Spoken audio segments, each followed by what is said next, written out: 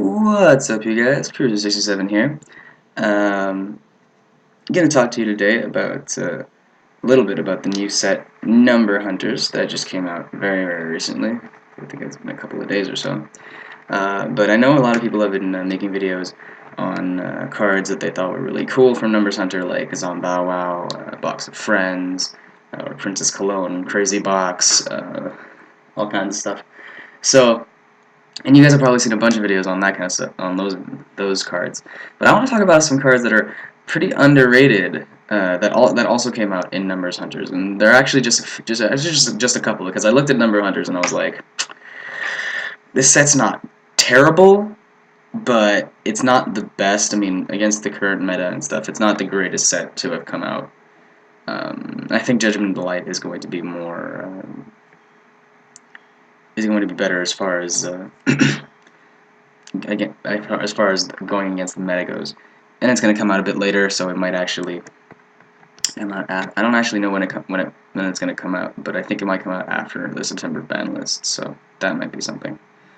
But anyways, as long as I'm going to start this video, let's just get right into it. So there are exactly two cards that I think people have seen in Number Hunters, but completely just forgot to talk about. And the first one of these is number 44, Sky Pegasus. And if you watch the anime, the excellent anime, this was in like one of the first in the actual Number Hunters arc, I think, when Yuma and the rest of them search for the 7 legendary numbers that in the ruins that will get the Numeron code or whatever.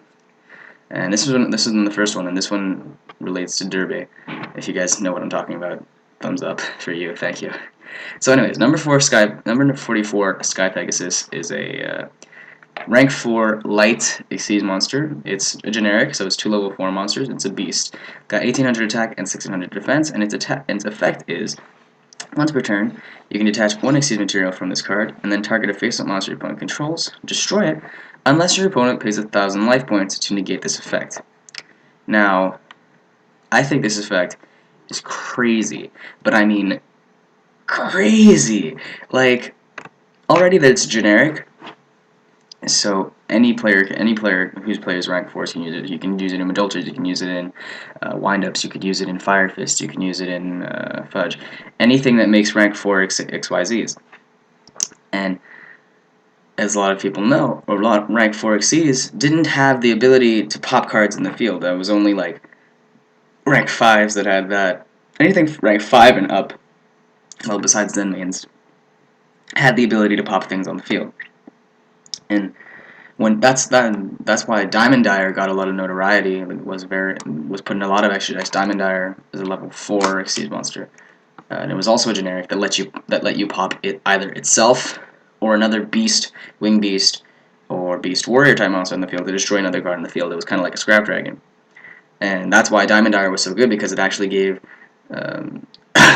rank 4 players the ability to pop stuff on the field, which before you didn't have unless you were able to summon a rank 5 for some reason.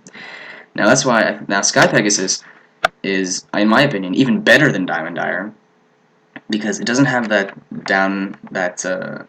effect, that downside that you have to destroy a card on your side of the field.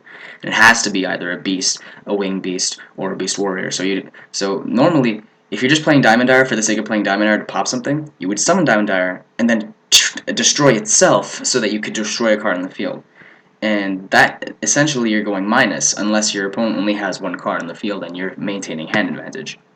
Sky Pegasus, on the other hand, is no matter what situation, is a plus, because either A, you're destroying a card on the field with its effect if your opponent decides not to negate it, or B, your opponent decides to negate the effect, but they have to pay 1,000 life points for it. So you're still plussing. I mean, either way, like, either you're destroying a card on your opponent's side of the field, or you're making them lose life points. That in itself is insane.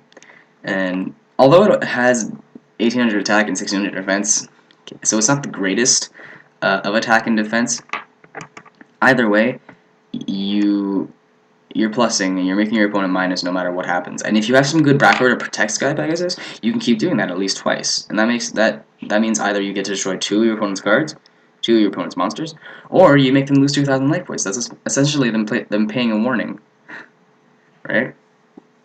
So I think Sky Pegasus is very good. I think it's better than Diamond Dire in my opinion, so Sky Pegasus would totally be in my extra deck. The next card I want to talk about is Heraldry Record. Now, I'm surprised this card didn't get any coverage by any YouTuber except for me, obviously, because it's actually really good. So it's a counter trap, so it's at a spell speed 3, which is really insane. And its effect is, when an effect of your opponent's Xyz monster is activated by detaching its own materials, negate the activation, and if you do, destroy it. Now, a lot of people might say, oh, well, it's not the greatest, it's not the best strap card there. I mean, there's cards that negate effects and stuff. However, this thing is like an out to everything in the meta, except for like spellbooks. Like, these days, competitive players are all using Xyz monsters. You see synchro players here and there, but like, they're not topping. Well, I don't imagine they're topping.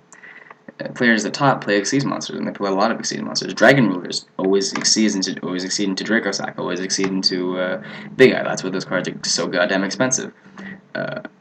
Evil Swarm's first turn Ophion, you're Xyz summoning. Constella's Xyz summon. All the big decks today Xyz summon, and that's why Heraldry Record is fantastic. Like, you set this thing first turn or whatever. Let's say your opponent's playing Dragon Rulers, right? Your opponent goes, does his whole shenanigans thing, breaks out Draco Sack. Draco Sack's effect activates to summon its 2 tokens. It detaches a material.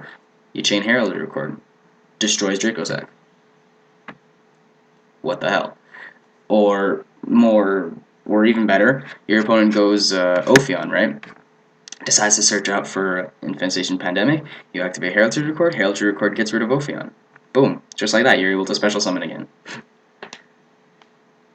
So, I think in a very Xyz heavy format, Heraldry Record is a very good card.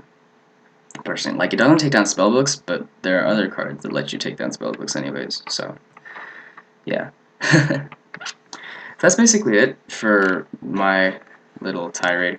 I think Number Hunters itself, as a set, is pretty good. I mean, I like the fact that they're bringing Chronomaly back and they're bringing Gaming Puppet. I've always wanted to try Gaming Puppets because they're so good. They look so friggin' good, in my opinion. But like the whole Box of Friends and Zombow Wow and Princess Cologne thing, not the best, I think. Whatever. But that's just my opinion. If you've actually looked at the list, they're actually bringing back like Zubamanite and Go Golem. They're like reprinting it. They reprinted Battle Warrior. It's like, what the hell are you doing, reprinting Battle Warrior? I think the whole Chaos XYZ thing is pretty cool because these things, the Chaos XYZs actually have some pretty good effects. Like Megaquip Jin has a good effect. Sky Palace Gangaradai has a pretty good effect. Battleship Cherry Blossom, Sky Palace Babylon has a pretty good effect.